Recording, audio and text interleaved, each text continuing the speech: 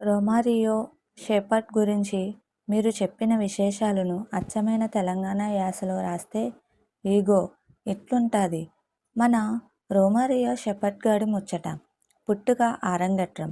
ఈ Romario shepherd గాడు 1994 November 26న పుట్టిండు. గాయన పోరడే కానీ వెస్టిండీస్ టీం తరపున గట్టిగా ఆడతాడు. 2016లో లివార్డ్ ఐలాండ్స్తో జరిగిన మ్యాచ్లో ఫస్ట్ టైం ఎంట్రీ ఇచ్చి 10 ఓవర్లలోనే ముగ్గురిని అవుట్ చేసి మ్యాన్ ఆఫ్ ది మ్యాచ్ కొట్టిండు. అప్పుడే అందరికీ అర్థమైంది వీడు మామూలుడు కాదని. లీగ్ మ్యాచ్లో రచ్చ. తర్వాత గాయన అమెజాన్ వారియర్స్, కరాచీ కింగ్స్ తరపున ఆడి 2022లో మన సన్ రైజర్స్ హైదరాబాద్ టీంకి వచ్చిండు. తర్వాత చట్టగ్రామ్ ఛాలెంజర్స్లో కూడా తన ప్రతాపం చూపెట్టిండు. ఆర్సీబీ గల్లీలో షెపర్డ్ గాడి ఊచకోత. అసలు కథ 2025లో మొదలైంది.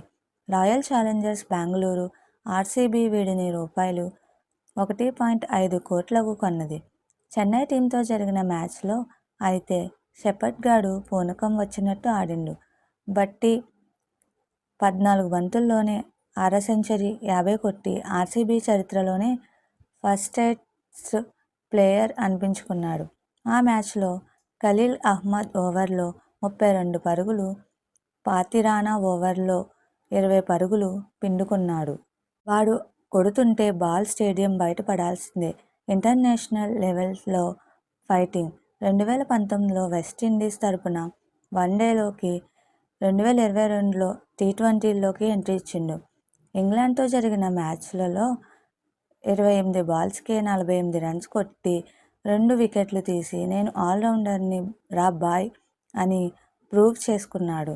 వరల్డ్ కప్ సీటు మంచిగా ఆడుతున్నాడని 2024 టీ20 వరల్డ్ కప్లో ఛాన్స్ ఇచ్చిండ్రు. అట్లానే ఇప్పుడు 2026 టీ20 వరల్డ్ కప్ కోసం కూడా వెస్టిండీస్ టీం తరపుగా ఆడుతున్నాడని 2024 టీ20 వరల్డ్ కప్లో ఛాన్స్ ఇచ్చిండ్రు.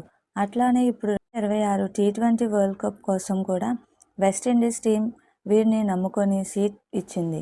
మొత్తానికి మనోడు ఫాస్ట్ బౌలింగ్ వేస్తాడు, బ్యాట్ పడితే బాల్ని బాదుతాడు, గట్టి ప్లేయరే. మీకు మా వీడియోస్ కనుక నచ్చినట్లయితే ఇలాంటి మరెన్నో విషయాలు తెలుసుకోవాలనుకుంటే డూ సబ్స్క్రైబ్ టు సమాజం ముచ్చట్లు.